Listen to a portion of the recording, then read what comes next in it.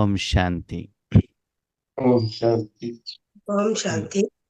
ಇವತ್ತಿನ ವಿಷಯ ಉಪರಾಮ ಸ್ಥಿತಿ ಅಂತ ಹೇಳ್ತಾರೆ.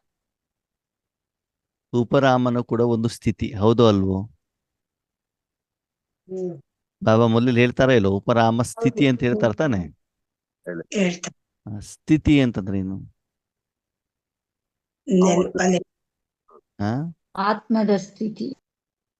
ಸ್ಥಿತಿ ಅಂತಂದ್ರೆ ಆ ರೀತಿ ಆತ್ಮ ತನ್ನ ಮನ ಬುದ್ಧಿಯನ್ನ ಸ್ಥಿತ ಮಾಡೋದು. ಏನ್ ಮಾಡೋದು? ಸ್ಥಿತ ಮಾಡೋದು. ಈಗ ಶರೀರ ಕರ್ಮ ಮಾಡ್ಬೇಕಾದ್ರೆ ನಾವು ನಿಲ್ಲಿಸ್ತೀವಿ ತಾನೆ, ಅದೊಂದು ಸ್ಥಿತಿ. ಕುತ್ಕೊಳ್ಳೋದು ಒಂದು ಸ್ಥಿತಿ. ಚಕ್ರಪಟ್ಟೆ ಹಾಕೊಂಡು ಕೂತ್ಕೊಳ್ಳೋದು ಒಂದು ಸ್ಥಿತಿ. ಓಕೆನಾ? ಆಮೇಲೆ ರಾಜವಂಶ ಬಸ್ಸಲ್ಲಿ ಅರ್ಧ ಸೀಟ್ ಬೆಂಡ್ ಮಾಡ್ಕೊಂಡು ಮಲ್ಕೊಳ್ಳೋದು ಒಂದು ಸ್ಥಿತಿ. ಹಾಸಿಗೆಯಲ್ಲಿ ಅಂಗಾತ ಮಲ್ಕೊಳ್ಳೋದು ಒಂದು ಸ್ಥಿತಿ ಅಲ್ವಾ? ಒಂದು ಕಡೆಗೆ ಬೆಂಡ್ ಮಾಡ್ಕೊಂಡು ಮಲ್ಕೊಳ್ಳೋದು ಒಂದು ಸ್ಥಿತಿ ಅಲ್ವಾ? ಹೀಗೆ ಬೇರೆ ಬೇರೆ ಕರ್ಮಕ್ಕೆ ಅವಶ್ಯಕತೆಯ ಅನುಸಾರದಲ್ಲಿ ಆತ್ಮ ತನ್ನ ಶರೀರ ಹೇಳುವಂತ ಸಾಧನವನ್ನ ಬೇರೆ ಬೇರೆ ರೀತಿಯಲ್ಲಿ ಸ್ಥಿತ ಮಾಡುತ್ತೆ, ಸೆಟ್ ಮಾಡುತ್ತೆ. ಕಾರಣಗಳು ಬೇರೆ ಬೇರೆ ಇರ್ಬೋದು. ಊಟ ಮಾಡ್ಬೇಕಾದ್ರೆ ಕೆಳಗಡೆ ಕೂತ್ಕೊಳ್ತೀವಿ, ಬಟ್ಟೆ ವಾಶ್ ಮಾಡ್ಬೇಕಾದ್ರೆ ನಿಂತ್ಕೊಂಡಿರ್ತೀವಿ, ತರಕಾರಿ ಕಟ್ಟಬೇಕಾದ್ರೆ ನಮ್ಮ ಕಡೆಗೆಲ್ಲ ಚಾಕು ಹೆಚ್ಚಿಗೆ ಯೂಸ್ ಮಾಡಲ್ಲ, ಮೆಟ್ಕತ್ತಿ ಅಂತ ಯೂಸ್ ಮಾಡ್ತಾರೆ. ಕುತ್ಕೊಂಡ್ಬಿಟ್ಟು ತರಕಾರಿ ಕಟ್ ಮಾಡ್ತಾರೆ, ತೆಂಗಿನಕಾಯಿ ತುರಿತಾರೆ ಅಲ್ವಾ? ಹೀಗೆ ಬೇರೆ ಬೇರೆ ಕರ್ಮವನ್ನ ಮಾಡುವಂತ ಮೊದಲು ಆತ್ಮ ತನ್ನ ಶರೀರ ಹೇಳುವಂತ ಸಾಧನವನ್ನ ಬೇರೆ ಬೇರೆ ರೀತಿಯಲ್ಲಿ ಸ್ಥಿತ ಮಾಡಿದಾಗ ಆ ಕರ್ಮ ಯಥಾರ್ಥವಾಗಿ ವಿಧಿವತ್ತಾಗಿ ಸಹಜವಾಗಿ ಆಗ್ತಾ ಇರ್ತದೆ. ಸರಿನಾ? ಅದೇ ರೀತಿ ಆತ್ಮ ತನ್ನ ಮನಬುದ್ಧಿ ಸಂಸ್ಕಾರವನ್ನು ಕೂಡ ಏನ್ ಮಾಡ್ಬೇಕಾಗ್ತದೆ? ಕರ್ಮವನ್ನ ಮಾಡಬೇಕಾದ್ರೆ ಕರ್ಮದ ಅವಶ್ಯಕತೆಯ ಅನುಸಾರದಲ್ಲಿ ಏನ್ ಮಾಡಬೇಕಾಗ್ತದೆ? ಸ್ಥಿತ ಮಾಡಬೇಕಾಗ್ತದೆ. ಅದಕ್ಕೇನ್ ಹೇಳ್ತಾರೆ?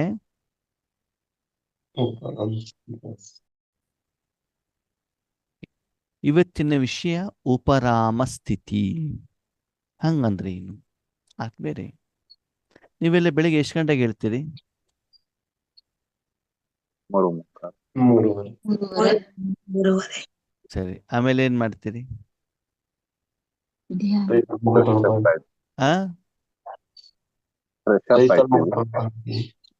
ಶರೀರವನ್ನ ರೆಡಿ ಮಾಡಿಕೊಂಡು ಸ್ನಾನ ಮಾಡಿ ಬಾಬನ ನೆನಪು ಮಾಡ್ತೀರಾ. ಎಲ್ಲಿ ಎಲ್ಲಿ ಕೂತ್ಕೊಂಡು ಮಾಡ್ತೀರಿ? ಎಲ್ಲಿ? ಅದೊಂದು ಸ್ಥಳ, ಶರೀರದ ಮನೆಯಲ್ಲಿ. ಶರೀರದ ಮನೆಯಲ್ಲಿ, ಹೌದಾ? ಸರಿ. ಅದಾದ್ಮೇಲೆ ಸ್ನಾನ ಮಾಡಿದ್ರಿ, ಕಸ ಗುಡಿಸಿದ್ರಿ, ಪಾತ್ರೆ ತೊಳೆದ್ರಿ, ಮಕ್ಳಿಗೆ ಅಡುಗೆ ಮಾಡಿದ್ರಿ.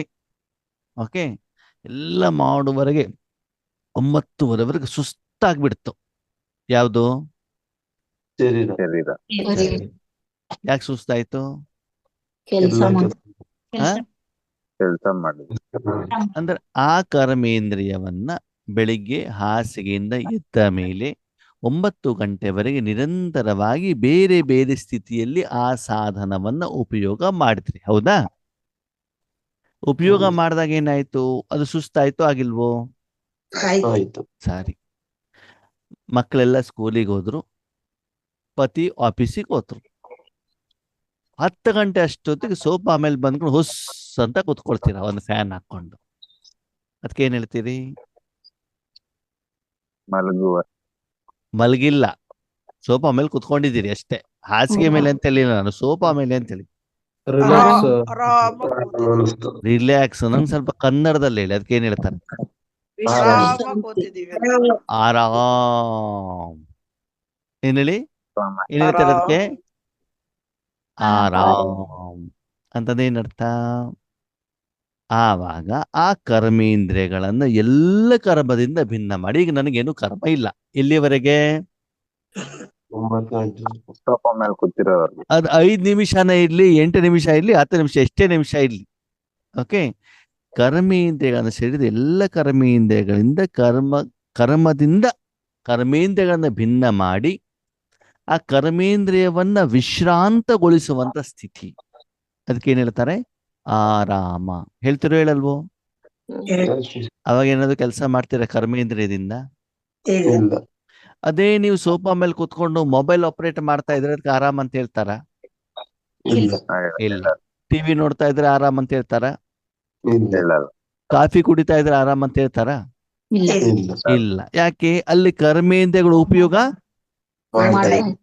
ಬೆಳಗಿಂದ ನಾನು ಕರ್ಮವನ್ನು ಮಾಡಿ ಮಾಡಿ ಮಾಡಿ ಸುಸ್ತಾಗಿರೋದಕ್ಕೆ ನನಗೆ ಸಮಯ ಸಿಕ್ಕಿದಾಗ ನಾನು ಮಧ್ಯದಲ್ಲಿ ಶರೀರ ಹೇಳುವಂತ ಸಾಧನವನ್ನ ಅದೇ ಮನೆಯಲ್ಲಿ ಏನು ಮಾಡ್ತಾ ಇದ್ದೇನೆ? ಅದಕ್ಕೆ ವಿಶ್ರಾಂತಿಯನ್ನ ಕೊಡ್ತಾ ಇದ್ದೇನೆ. ಕರ್ಮದಿಂದ ದೂರ ಮಾಡ್ತಿದ್ದೇನೆ. ಸುರಕ್ಷಿತವಾದ ಸ್ಥಳದಲ್ಲಿ ಸುರಕ್ಷಿತವಾದ ಪೊಸಿಷನ್ ಅಲ್ಲಿ ಶರೀರ ಹೇಳುವಂತ ಸಾಧನವನ್ನ ನಾನು ಕುಳಿಸಿದಾಗ ಆಗುವಂತ ಸ್ಥಿತಿಗೆ ಏನ್ ಹೇಳ್ತಾರೆ? ಆರಾಮ. ಓಕೆ, ನಾವಿವತ್ತು ಮಾತಾಡ್ತದ ಆರಾಮದ ಬಗ್ಗೋ ಉಪರಾಮದ ಬಗ್ಗೋ? ಉಪರ ಸರಿ. ಬೆಳಗ್ಗೆ ಎಲ್ಲ ಕೆಲಸ ಮುಗೀತು, ಸುಸ್ತಾಗ್ಬಿಟ್ಟಿದೆ. ನಿಮ್ಮ ಶರೀರವನ್ನ ಒಯ್ದು ಬಿಟ್ಟು ರೋಡ್ ಮಧ್ಯದಲ್ಲಿ ಕುಳಿಸಿ ಆರಾಮ ಮಾಡ್ಲಿಕ್ಕೆ ಆರಾಮ ಆಗುತ್ತೋ ಆಗಲ್ವೋ? ಆಗಲ್ಲ. ಆಗೋದಿಲ್ಲ. ಮನೆಯದೇ ಬೇಕಾದ್ರೆ ಚೇರ್ ತಗೊಂಡು ಹೋಗ್ಬಿಟ್ಟು ರೋಡ್ ಮಧ್ಯದಲ್ಲಿ ಇಟ್ಕೊಂಡ್ಬಿಟ್ಟು ಕುತ್ಕೊಂಡ್ಬೇಡಿ. ಬೆಂಗಳೂರು ಅಂತ ಊರು ಕಡೆ 4 ಕಡೆಯಿಂದ ವೆಹಿಕಲ್ಗಳು ಬರ್ತಾ ಇದ್ದಾವೆ. ಆರಾಮ ಆಗುತ್ತೋ ಆಗಲ್ವೋ? ಆಗಲ್ಲ. ಯಾಕೆ? ನೀವು ಚೇರ್ ಮೇಲೆ ಕುಳಿಸಿದಿರಲ್ವಾ? ಚೇರ್ ಕೂತಿರೋ ಜಾಗ ಆ ಎಲ್ಲ ವೆಹಿಕಲ್ಸ್ ಬರ್ತಿರತ್ತೆ, ರೋಡ್ ಮಧ್ಯೆ ಕೂತ್ಕೊಳಕ್ ಆಗಲ್ಲ. ಹಾರ್ನ್ ಹೊಡಿತಾ ಇರ್ತಾರೆ, ಜನ ಬೈತಾ ಇರ್ತಾರೆ. ಹೌದು ತಾನೆ? ಆತ್ಮೀಯರೇ, ಈ ಕರ್ಮ ಮಾಡಿದ್ಯಾರು? ಶರೀರ. ಆತ್ಮ. ಯಾವ್ದ್ರಿಂದ? ಕರ್ಮ ಶರೀರ ಹೇಳೋದ್ರಿಂದ ಕರ್ಮೇಂದ್ರಿಯದಿಂದ. ಮಾಡಿದಾಗ ಶರೀರದ ಕರ್ಮೇಂದ್ರಿಯ ಸುಸ್ತಾಯ್ತೋ ಇಲ್ವೋ? ಅದನ್ನ ಆರಾಮ ಮಾಡ್ಲಿಕ್ಕೆ ಪ್ರಯತ್ನವನ್ನು ಯಾರು ಮಾಡ್ಬೇಕು? ಆತ್ಮನೆ ಮಾಡ. ಸರಿ. ಕರ್ಮವನ್ನ ಮಾಡ್ಲಿಕ್ಕೆ ನೀವು ಶರೀರದ ಇಂದ್ರಿಯ ಮಾತ್ರ ಉಪಯೋಗ ಮಾಡಿದಿರೋ, ಮನಬುದ್ಧಿನೂ ಉಪಯೋಗ ಮಾಡಿದಿರೋ? ಮನಬುದ್ಧಿನೂ ಉಪಯೋಗ ಆತ್ಮನೂ ಉಪಯೋಗ ಆಗಿದೆಯೋ ಇಲ್ವೋ? ಆಗಿದೆ. ಆತ್ಮದ ಶಕ್ತಿನೂ ಕಡಿಮೆ ಆಗಿದೆಯೋ ಇಲ್ವೋ? ಆಗಿರುತ್ತೆ. ಆದ್ಮೇಲೆ ಕರ್ಮದ ಮಧ್ಯದಲ್ಲೂ ಆತ್ಮ ಮತ್ತು ಮನಬುದ್ಧಿಗೂ ಕೂಡ ವಿಶ್ರಾಂತಿ ಬೇಕೋ ಬೇಡವೋ? ಬೇಕು ಬೇಕು. ಎಲ್ಲಿ ಕೊಡಬೇಕು? ಪರಂಧಾಮದಲ್ಲಿ. ಆತ್ಮದ ಮನೆಯಲ್ಲಿ. ಓಕೆ, ಹೀಗೆ ಆತ್ಮ ಕರ್ಮದ ನಡುವೆ ತನ್ನ ಸೂಕ್ಷ್ಮ ಕರ್ಮೇಂದ್ರಿಯ ಸಹಿತ ತಾನು ಶರೀರದಿಂದ ಸೂಕ್ಷ್ಮ ಕರ್ಮೇಂದ್ರಿಯದಿಂದ ಎಲ್ಲದಿಂದನೂ ಭಿನ್ನವಾಗಿ ತನ್ನ ಮನಸ್ಸನ್ನ ಎಲ್ಲಿಡಬೇಕು? ಪರಮಧಾಮದಲ್ಲಿ ನಿಸ್ಸಂಕಲ್ಪ ಸ್ಟೇಜ್ ಅಲ್ಲಿ ಇಟ್ಟಾಗ ಆಗುವಂತ ಅನುಭವಕ್ಕೆ ಏನ್ ಹೇಳ್ತಾರೆ? ಉಪರಾಮ್. ಅದ ಅವಾಗ ಎಲ್ಲದಿಂದ ಡಿಟ್ಯಾಚ್ ಏನಾಗ್ಬೇಕು? ಎಲ್ಲದಿಂದ ಡಿಟ್ಯಾಚ್. ಎಲ್ಲದಿಂದ ಅಂತಂದ್ರೆ ಎಲ್ಲದಿಂದ ಅಂದ್ರೆ ಯಾವುದೇ ಶರೀರ ಸಂಕಲ್ಪ ನಡೆಯಬಾರ್ದು. ಸೂಕ್ಷ್ಮ ಸ್ಥೂಲವಾಗಿ ಎರಡು ಕಡೆಯಿಂದ ಸ್ಥೂಲವಾದ ಕರ್ಮ ಇರಬಹುದು, ಸೂಕ್ಷ್ಮವಾದ ಮನಸ್ಸಿನಿಂದ ಮಾಡುವಂತ ಪುರುಷಾರ್ಥಕ್ಕೆ ಸಂಬಂಧಪಟ್ಟದಿರಬಹುದು. ಹೋಗ್ಬಿಟ್ಟು ನಾನು ಪರಂಧಾಮದಲ್ಲಿದ್ದೇನೆ ಅಂತ ಅದು ಉಪರಾಮ ಸ್ಥಿತಿ ಹೌದು ಅಲ್ವೋ? ಅಲ್ಲ. ಸಂಕಲ್ಪ ಹಾಗಾದ್ರೆ ನನ್ನಿಂದ ಬಾಬಾ ವಿಶ್ವ ಕಲ್ಯಾಣ ಮಾಡ್ತಾ ಇದ್ದಾರೆ, ಇದು ಉಪರಾಮ ಸ್ಥಿತಿ ಹೌದೋ ಅಲ್ವೋ? ಅಲ್ಲ. ಅಲ್ಲ. ಯಾರು ಹೌದು ಹೇಳಿದ್ದು? ನಾನು ಮಾಸ್ಟರ್ ಸರ್ವಶಕ್ತಿವಾನ್, ನನ್ನಿಂದ ಶಕ್ತಿ ಹೋಗ್ತಾ ಇದೆ, ಇದು ಉಪರಾಮ ಸ್ಥಿತಿ ಹೌದೋ ಅಲ್ವೋ? ಅಲ್ಲ. ಅಲ್ಲ. ಅಂದ್ರೆ ಆವಾಗ ಯಾವುದೇ ಪುರುಷಾರ್ಥನೂ ನಡಿಬಾರ್ದು. ಪುರುಷಾರ್ಥ ಅಂದ್ರೆ ಆತ್ಮದ ಸ್ವಚ್ಛತೆ, ಕ್ಲೀನಿಂಗ್. ಸೇವೆ ಅಂತಂದ್ರೆ ಆತ್ಮ ಭಗವಂತನ ಶಕ್ತಿನ ಬೇರೆಯವರಿಗೆ ಕೊಡುವಂಥದ್ದು. ಇಲ್ಲಿ ಪುರುಷಾರ್ಥದ ಬಗ್ಗೆ ಆಗ್ಲಿ ಸೇವೆಯ ಬಗ್ಗೆ ಆಗ್ಲಿ ಎರಡು ಕಡೆನೂ ಕೂಡ ಮನಸ್ಸು ಬುದ್ಧಿ ಏನಾಗಬಾರ್ದು? ಉಪಯೋಗಕ್ಕಿರಬಾರ್ದು. ಓಕೆ, ಹಾಸಿಗೆ ಮೇಲೆ ಇಲ್ಲಿ ನೀವು ಸೋಫಾದ ಮೇಲೆ ಕೂತ್ಕೊಂಡಾಗ ತಿಂಡಿ ಏನ್ ಮಾಡ್ಬೇಕಂತ ಯೋಚನೆ ಮಾಡ್ತಾ ಕೂತ್ಕೊಂಡ್ರೆ ಅದಕ್ಕೆ ಆರಾಮ ಅಂತ ಹೇಳ್ತಾರ? ಇಲ್ಲ ತಾನೆ? ಹಾಗೆ ಉಪರಾಮ್ ಅಂತಂದ್ರೆ ಈ ಎಲ್ಲ ಪ್ರಪಂಚದಿಂದ ನಾನು ಭಿನ್ನವಾಗ್ಬಿಟ್ಟು ನನ್ನ ಸ್ವಂತ ಮನೆಯಲ್ಲಿ ರಾಮನ ಮಡಿಲಲ್ಲಿ ನಿಶ್ಚಿಂತವಾಗಿ ಆರಾಮಾಗಿ, ಏನು ಕರ್ಮ ಇಲ್ಲ ನಿಮಗೆ, ಮಸ್ತಾಗಿದ್ದೀರ. ಹಂಗಂತ ನಿದ್ರಾಸ್ಥಿತಿ ಅಲ್ಲ. ಏನಲ್ಲ? ನಿದ್ರಾಸ್ಥಿತಿ ಅಲ್ಲ. ಆ ಸಮಯದಲ್ಲಿ ನಿಮ್ಗೆ ಯಾವುದೇ ಬಂಧನ ಇಲ್ಲ, ಯಾವುದೇ ಟೆನ್ಷನ್ ಚಿಂತೆನೂ ಇಲ್ಲ, ಯಾವುದೇ ಭಾರ ಇಲ್ಲ, ಯಾವುದೇ ಸೆಳೆತ ಇಲ್ಲ. ಯಾವ ಸ್ಟೇಜ್ ಇದು? ಉಪರಾಮ. ಆರಾಮಾಗಿ ಶರೀರದ ಇಂದ್ರಿಯವನ್ನ ಎಲ್ಲ ಕರ್ಮದಿಂದ ಭಿನ್ನ ಮಾಡಿ ಶರೀರದ ಮನೆಯಲ್ಲಿ ಅಥವಾ ಬೇರೆ ಯಾವುದೋ ಒಂದು ಸ್ಥಳದಲ್ಲಿ ನೀವು ಕುಳಿಸಿದಾಗ ಆಗುವಂತ ಅನುಭವಕ್ಕೆ ಆರಾಮ್ ಅಂತ ಹೇಳ್ತಾರೆ. ಅದೇ ರೀತಿ ಆತ್ಮ ತನ್ನ ಸೂಕ್ಷ್ಮ ಕರ್ಮೇಂದ್ರಿಯ ಸಹಿತ ಸ್ವಯಂ ಅನ್ನ ಪರಮಧಾಮದಲ್ಲಿ ಪರಮಾತ್ಮನ ಮಡಿಲಲ್ಲಿ ಇಟ್ಟು ಎಲ್ಲಾ ಕರ್ಮದಿಂದ ಮುಕ್ತರಾಗಿ, ಆತ್ಮಿಕ ಕರ್ಮನೇ ಇರ್ಬೋದು, ಶಾರೀರಿಕ ಕರ್ಮನೇ ಇರ್ಬೋದು, ಯಾವುದೇ ವೆರೈಟಿ ಕರ್ಮದಿಂದ ಮುಕ್ತರಾಗಿ ಅಲ್ಲಿರುವಂತ ವಾತಾವರಣ, ಅದು ಆಕ್ಚುಲಿ ವಾತಾವರಣ ಅಂತಲೂ ಕೂಡ ಹೇಳೋದಿಲ್ಲ. ನೀವೇನು ಕರ್ಮ ಮಾಡಿ ಮಾಡಿ ಮಾಡಿ ಸುಸ್ತಾಗಿರ್ತೀರೋ ಆ ಸುಸ್ತಾಗಿರುವಂತ ಕರ್ಮೇಂದ್ರಿಯಕ್ಕೆ ಏನ್ ಸಿಗ್ತದೆ? ವಾಪಸ್ ಶಕ್ತಿ ಸಿಗ್ತದೆ. ಓಕೆ, ಹಾಗಾದ್ರೆ ಶಕ್ತಿ ಸಿಗ್ತದೆ ಎಕ್ಸ್ಟ್ರಾ ನಾವೇನಾದ್ರು ಮಾಡಿರ್ತೀವ? ಏನು ಮಾಡಿರೋದಿಲ್ಲ. ನೋಡಿ, ನಡ್ಕೊಂಡು ಹೋಗ್ತಾ ಇರ್ತೀವಿ, ಸ್ವಲ್ಪ ಕುತ್ಕೊಂಡಾಗ ಶಕ್ತಿ ಸಿಗತ್ತಲ್ಲ, ಅದಕ್ಕೇನು ನಾವು ಕೊಟ್ಟಿರೋದಿಲ್ಲ. ಆ ವಿಶ್ರಾಂತಿನ ಏನ್ ಸಿಗ್ತದೆ ನಮ್ಗೆ? ಶಕ್ತಿಯ ಅನುಭವವನ್ನ ಮಾಡಿಸತ್ತೆ. ಹಾಗೆ ಇಲ್ಲೂ ಕೂಡ ಪರಮಧಾಮದಲ್ಲಿದ್ದಾಗ ಓಕೆ, ಆ ಸೋಫಾದ ಮೇಲೆ ಕುತ್ಕೊಂಡಿರ್ತೀವಿ, ಫ್ಯಾನ್ ಹಾಕೊಂಡಿರ್ತೀವಿ, ಅಲ್ಲಿ ವಾತಾವರಣ ವಾಯುಮಂಡಲ ನಮ್ಗೆ ಏನ್ ಮಾಡ್ತದೆ? ಆ ಸುಖದ ಅನುಭವವನ್ನ ಮಾಡಿಸತ್ತೆ. ಅದಕ್ಕಾಗಿ ಹೇಳ್ತಾರೆ, ಕರ್ಮದ ಮಧ್ಯದಲ್ಲಿ, ಪುರುಷಾರ್ಥದ ನಡುವೆ, ಸೇವೆಯ ಮಧ್ಯದಲ್ಲಿ ನಮ್ಮ ಸ್ಥಿತಿ ಹೇಗಿರ್ಬೇಕು?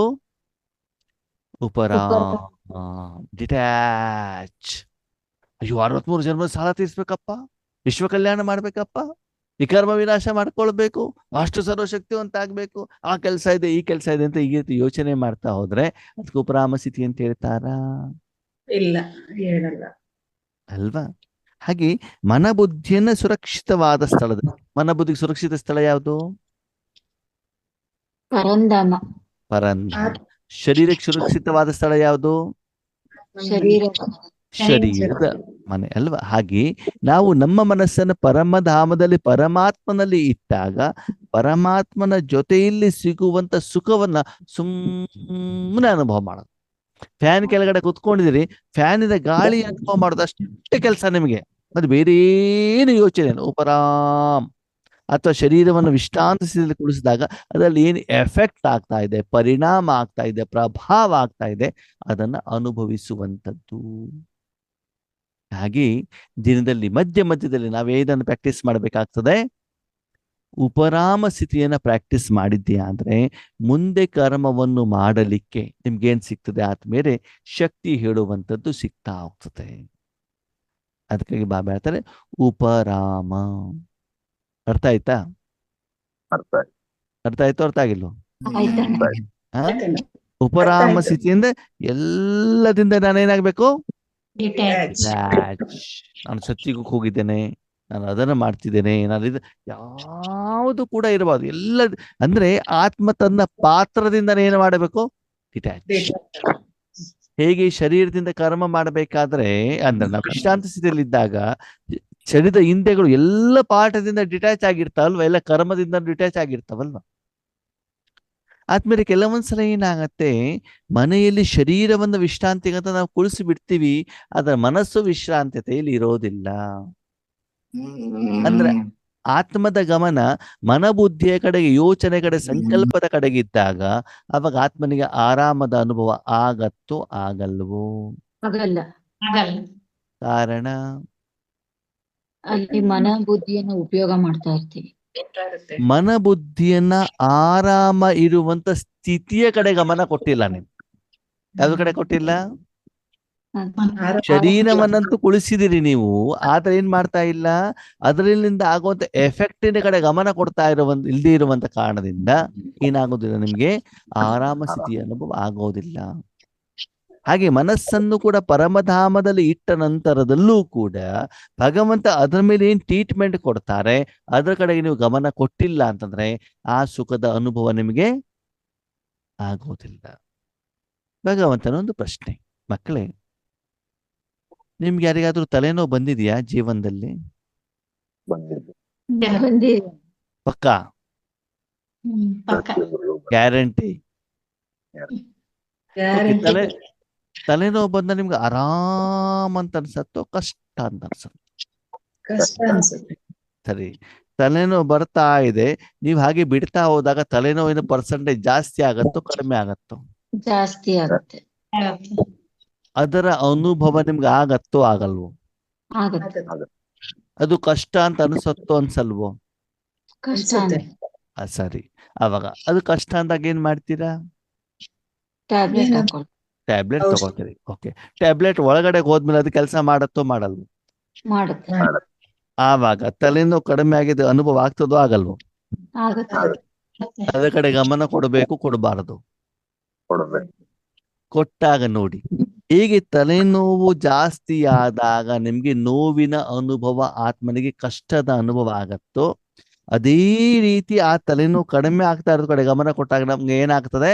ಹಗುರತೆಯ ಅನುಭವ ಆಗ್ತದೆ. ಸರಿ. ತಲೆನೋವು ಯಾರು ಕಡಿಮೆ ಮಾಡ್ತಿದ್ದಾರೆ? ಮಾತ್ರೆ. ನೀವೇನು ಮಾಡ್ತಾ ಇದ್ದೀರಿ? ಅನುಭವ ಮಾಡ್ತೇನೆ. ಆ ಮಾತ್ರೆ ಏನು ಕರ್ಮವನ್ನ ಮಾಡ್ತಾ ಇದೆಯೋ ನಿಮ್ಮ ತಲೆಯ ಬಗ್ಗೆ, ನಿಮ್ಮ ವೈರಸ್ ಬ್ಯಾಕ್ಟೀರಿಯಾ ಬಗ್ಗೆ, ಅಥವಾ ನಿಮ್ಮ ಶರೀರದ ಒಳಗಡೆಗೆ, ಆ ಪ್ರಕ್ರಿಯೆ ಕಡೆಗೆ ನೀವು ಗಮನ ಕೊಡ್ತಾ ಇದ್ದೀರಿ ಹೊರತು ನೀವೇನು ಮಾಡ್ತಾ ಇಲ್ಲ. ಹೌದು ಅಲ್ವೋ? ಹೌದೌದು. ನೀವೇನಾದ್ರು ಮಾಡ್ತಾ ಇದ್ದೀರಾ ಅಲ್ಲಿ? ಇಲ್ಲ. ಇಲ್ಲ. ಮಾಡ್ತಾ ಇರೋದು ಯಾರು? ಟ್ಯಾಬ್ಲೆಟ್. ಆವಾಗ ಅದ ಕಡೆ ಗಮನ ಕೊಟ್ಟರೆ ಅದೂ ಕೂಡ ನಮ್ಗೆ ಸುಖದ ಅನುಭವ ಆಗತ್ತಲ್ವಾ? ಆ ತಲೆನೋವು ಇಷ್ಟು ಕಡಿಮೆ ಆಯ್ತು, ಇಷ್ಟು ಕಡಿಮೆ ಆಯ್ತು, ಇಷ್ಟು ಕಡಿಮೆ ಆಯ್ತು ಅಂತ. ಹೌದು. ಅದು ಕೂಡ ಜೀವನದ ಒಂದು ಭಾಗ ಅಲ್ವಾ? ಹೌದು. ಹಾಗೆ ನಮ್ಮ ಮನಸ್ಸನ್ನು ಕೂಡ ಪರಮಾತ್ಮನ ಕೈಯಲ್ಲಿ ಕೊಟ್ಟಾಗ ಪರಮಾತ್ಮ ಅದನ್ನು ಯಾವ ರೀತಿ ಟ್ರೀಟ್ ಮಾಡ್ತಾರೆ, ಅಥವಾ ಅಲ್ಲಿರುವಂತ ಒಂದು ವಾತಾವರಣದ ಪ್ರಭಾವ ಏನಾಗ್ಬೇಕು? ನಮ್ಗೆ ಅನುಭವ ಆಗ್ಬೇಕು.